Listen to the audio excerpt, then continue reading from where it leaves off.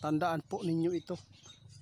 May nakita si Linyo, palala daw ng palala ang sitwasyon ngayon sa Middle East. Dahil po ang Saudi Arabia parang nawalan na po ng pasensya. Kaya nagbabala si kaibigan sa lahat po ng mga OFW, sana marami na nakauwi dito sa atin. Ngayon po, mayroon siyang ipapaabot sa atin. Sign na daw ito ng World War III. Marami ng mga bansa ngayon ang nadadamay sa gulo. O kailangan po natin nakapokus tayo dito sa Pilipinas. Sana po yung mga namumuno sa atin ay hindi po unahin ang mga bangayan po dahil sa politiko. Ito po dapat ang pagtuunan, paghandaan po ang mangyayari sa atin. Tingnan po ninyo ang sitwasyon, hindi tayo na isali sa gulo. Ang epekto lang sa atin dito yung mahal na bilihin. Kaya nakakabahala ito. Kapag nagkaroon po ng digmaan dito sa ating bansa, posibleng wala nang makakain ang mga tao. Yun po dapat ang tutugunan po ng mga tao. Ito ngayon ang nakakabahala na mangyayari dito sa atin. Kaya sa lahat ng makapanood sa amin, hindi po ito masama ang mga payo at nakikita ng ating kaibigan. Guys, tandaan po ninyo, walang ibang magtulungan sana kundi tayo lang. Sana po yung mga namumuno sa atin, balikan ko, sana po magkaayos. Ang unahin po nila ngayon na pagtuunan na kung paano mabuhay ang mga nahihirapan po sa hanap buhay. Kung ano po ang tugon po ng ating government. Sana naman tutulong po. Dahil si kaibigan mismo ngayon mga idol, nababahala po siya sa mangyayari po dito. Dahil po nakita niya kung paano tayo mabuhay. Kung dito na mismo sa atin ang digmaan. Wala pang digmaan dito sa atin mga idol. Ito na ang naranasan. Dami ng mga taong umiiyak dahil sa hirap ng buhay ngayon. Sa sobrang mahal ng mga bilihin. Kaya walang masama magbibigay po ng payo mga idol. Lalo na sa nakikita ng ating kaibigan. Sign na daw ito ng World War III kaibigan.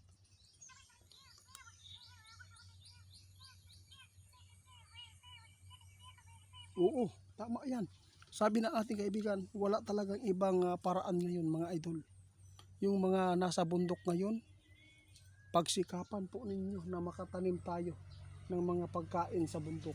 Dahil kapag nagkaroon ng digmaan, wala tayong ibang makukuha o madudukot, kundi yun lang.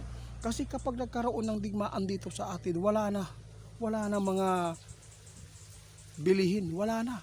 Ubos na yan. At saka sirado na. Wala nang magbubukas sa'yo. Kaya ito po ang sabi ng ating kaibigan, posible na talaga mga idol magbubukas pa daw ang mga tao kapag nandun na po sa kahirapan. Kaya sa lahat ng makapanood sa amin ngayon, yung nasa city ngayon, tandaan ninyo ito. Kahit ano pa ang inimpok po nyo doon sa syudad, ngayon posibleng wala pa rin pinta yan. Dahil po, alam po ninyo kung bakit. Pakinggan po ninyo. Oo, tama. Kahit ano pa katibay ang bahay mo mga idol, kapag ang misil na ang tapos, wala, destroy na lang. Lahat pwedeng masisira, pati buhay mo. Kaya ang aming gustong maipaabot sa inyo, kung may banta na tayo, kailangan nakaready na po kayo sa mga kagamitan ninyo. Kailangan lumikas kayo sa lugar na yan kung saan puntiryahin ng mga kalaban. Walang iba ang puntiryahin kundi yung pinakamalaking syudad, di ba? Oo. Alam po ninyo mga idol, kung lalaki itong kaguluhan, mas lalong mahihirapan tayo ngayon sa hanap buhay dahil sa sobrang mahal ng mga gasolina. Kaya hinihikayat po ng ating kaibigan magtanim tayo sa bundok mga idol. Yung nasa syudad, kahit ano pa yung pera po ninyo mga idol, kahit yung mga magnanakaw dyan na malita-malita ang pera, hindi pa yan mapakinabangan yan kung biglaan po ang pagdating ng mga kalaban. Dahil po, pwede yan masisira sa pamamagitan ng mga bala o misil. Kaya mas maganda, mabuti kapag may pira ka talaga na magagamit din.